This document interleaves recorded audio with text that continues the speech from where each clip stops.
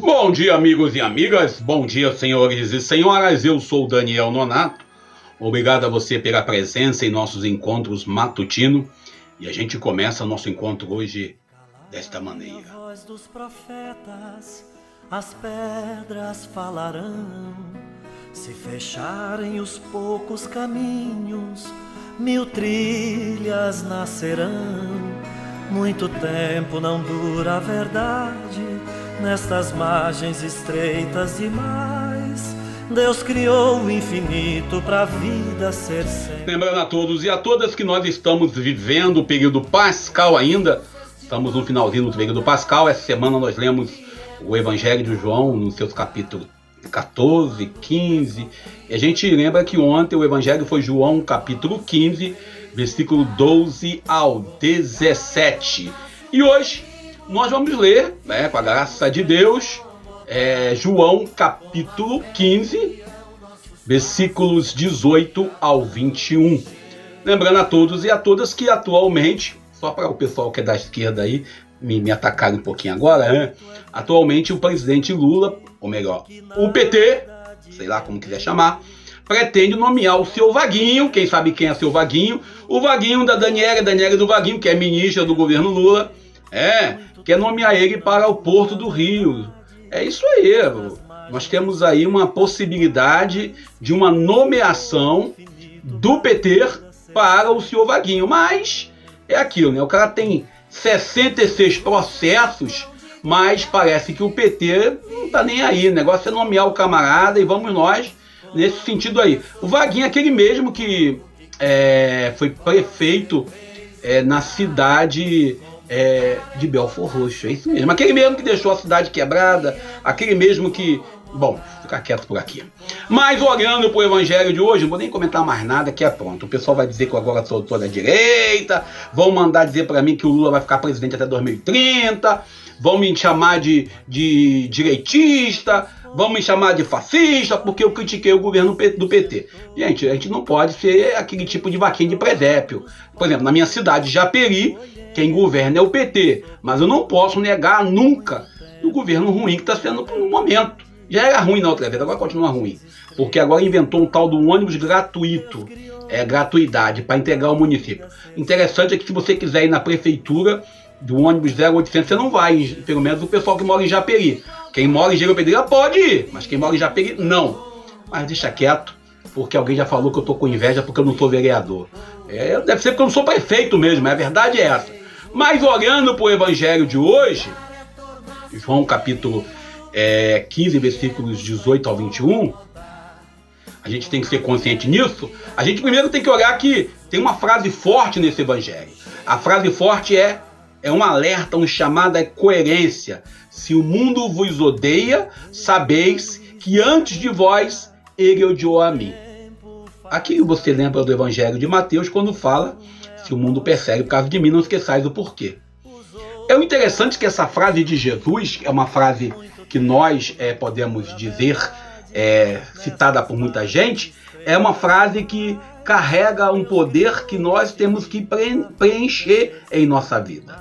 Carrega o poder da coerência, o poder aonde nós temos que entender que o poder religioso não pode vir atrelado com o poder civil.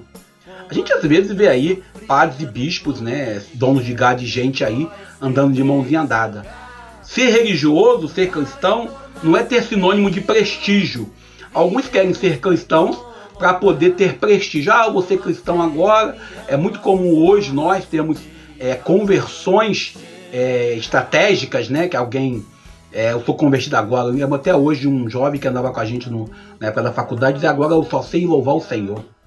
O discípulo de Jesus, ele não pode achar que por ele ser discípulo, ele carrega um título de honra. O prestígio do poder que alguns querem, ele nega a cruz.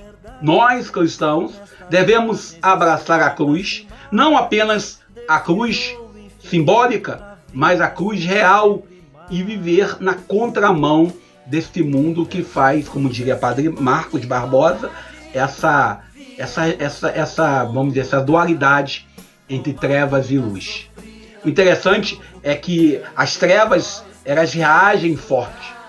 O evangelho de hoje, o evangelho que nós seguimos, tem que ser o evangelho verdadeiro, que não combina conforto institucional, como Paulo já dizia, com certeza Paulo dizia isso. Todos que quiserem viver piedosamente em Cristo Jesus serão perseguidos. 2 Timóteo capítulo 3, versículo 12. O interessante é que a história confirma para nós isso. Muitos cristãos morreram por serem bons religiosos. Morreram por serem não apenas bons religiosos, mas por exigirem e denunciarem aquilo que impede o reino acontecer. Aqueles que lutaram contra as injustiças, aqueles que confrontaram o sistema de opressão, até mesmo dentro da instituição, Igreja Católica, Igreja Evangélica, como quiser chamar. O evangelho verdadeiro, ele não fica amordaçado à vontade do bispo, à vontade do padre, à vontade do prefeito, à vontade do pastor, à vontade do diácono. Pois Jesus foi crucificado por quê? Porque ousou dizer a verdade naquele contexto. Porque desafiou a estrutura religiosa e também o poder civil. Ele teve a coragem de dizer que o templo era um covil de ladrões.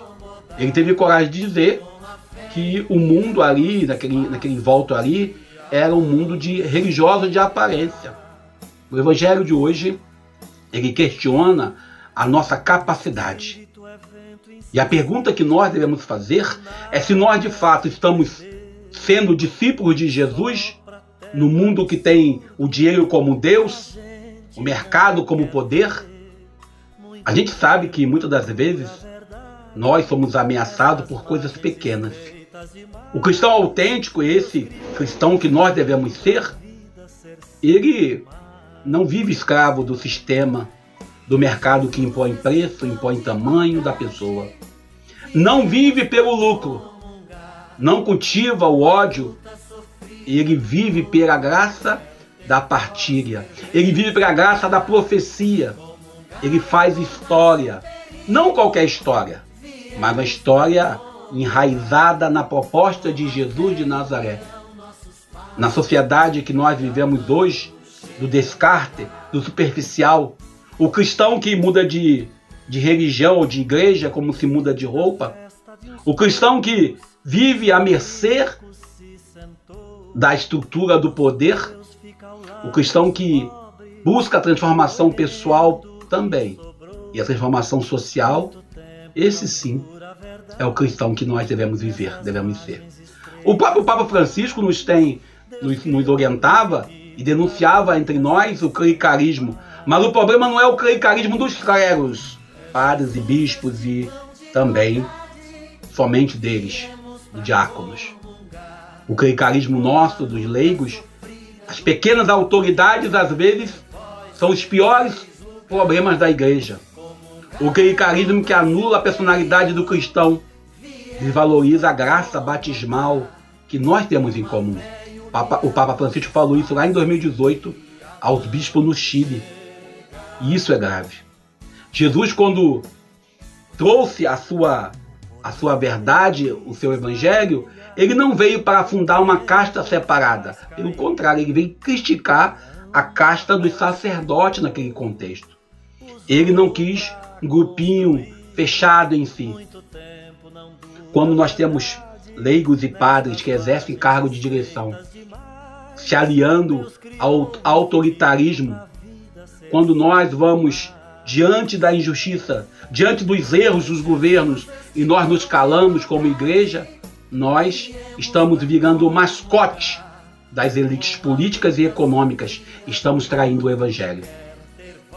Aqui a gente tem que lembrar, para encerrar o nosso encontro, as forças dos documentos latino-americanos, o grito de Medellín, de Puebla, de Aparecida, o magistério latino-americano que, fiel à nossa realidade, foi daqui que o nosso atual Papa sai, Papa Leão XIV, que não se cara diante da perseguição aos pobres e aos excluídos.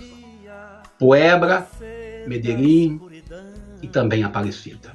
E eu paro por aqui, peço a você que deixe seu like, nos ajude a continuar produzindo, lembrando que somos convidados, a exemplo de Francisco, que já mora com Deus, a buscar um testemunho coerente. Como diz o Evangelho de Mateus, felizes os perseguidos por causa da justiça, porque deles é o reino dos céus. Mateus 5, versículo 10. Se odiados pelo mundo, o amor ao Evangelho, isso já basta. E eu paro por aqui. Agradeço a sua presença fraterna. Eu sou Daniel Nonato. O lugar é tornar-se um perigo, viemos pra incomodar. Com a fé e união, nossos passos um dia vão chegar.